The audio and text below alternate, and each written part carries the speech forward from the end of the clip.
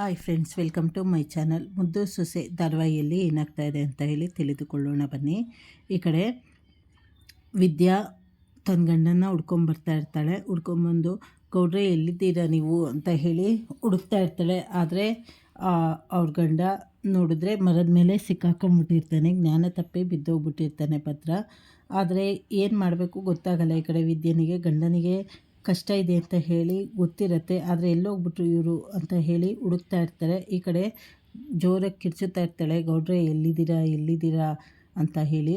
ಹಾಗೆ ಇನ್ನೊಂದು ಕಡೆ ಅದು ಕಾಡೆ ಆಗಿರೋದ್ರಿಂದ ಆನೆ ಬರ್ತಾ ಇರುತ್ತೆ. ಅದನ್ನು ನೋಡಿ ವಿದ್ಯನಿಗೆ ಗಾಬರಿ ಆಗುತ್ತೆ.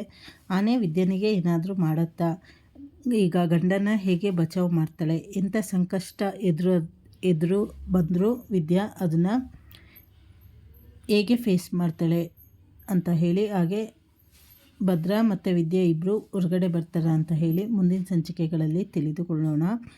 ಚಾನಲನ್ನು ಲೈಕ್ ಮಾಡಿ, ಶೇರ್ ಮಾಡಿ, ಸಬ್ಸ್ಕ್ರೈಬ್ ಮಾಡಿ. ಧನ್ಯವಾದಗಳು.